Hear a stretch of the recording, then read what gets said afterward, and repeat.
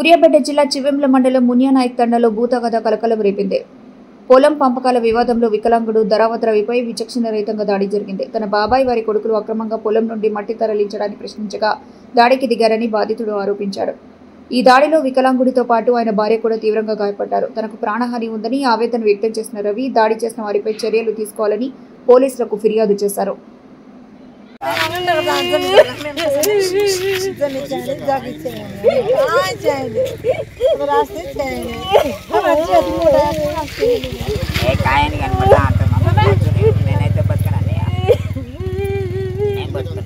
దాడిని వికలాంగుడైన రవిపై జరిగిన దాడిని ఖండితం. రవిపై జరిగిన దాడిని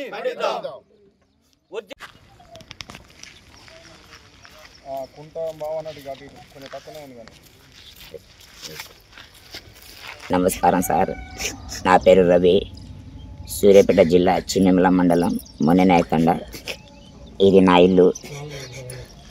నా పేరు మీద 15 గుంటల భూమి ఉంది సార్. ఆ భూముల నుంచి మా బాబాయ్ వాళ్ళు, మా పెద్దనాన్న వాళ్ళు, మా డాడీ వాళ్ళు, ముగ్గురు అన్న తమ్ములు వాళ్ళు, అందులో నుంచి మన కుటుంబంలో ఎవరైనా చనిపోతే అందులో పెట్టడానికి అని గుంటున్నర అది ల్యాండ్ అట్నే ఫ్రీగా వదిలిపెట్టినాము సార్ అప్పు గతంలో.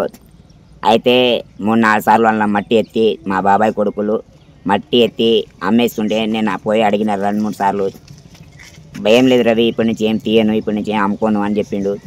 మళ్ళీ ఒకసారి అట్నే జరిగింది. అయితే నిన్న కూడా అట్లా అమ్ముకున్నాడని నేను పోగానే నేను పిలిచి అడిగిన పెద్ద మనుషుల కాడ అడిగితే ఏంద్రాలు అంజోడగా నువ్వు ఇంటికి రారా అని చెప్పి పెద్ద మనుషులు ఇంటి కాడ నుంచి నేను ఇంటి కాడ వస్తూ ఉన్నాను. అయితే రోడ్డు మీద వాళ్ళు కనిపెట్టుకొని భార్యాభర్తలు వాళ్ళ అమ్మ నాన్న అందరు కలిసి మా భార్యకు మాకు విచిత్రంగా కొట్టిరు సార్.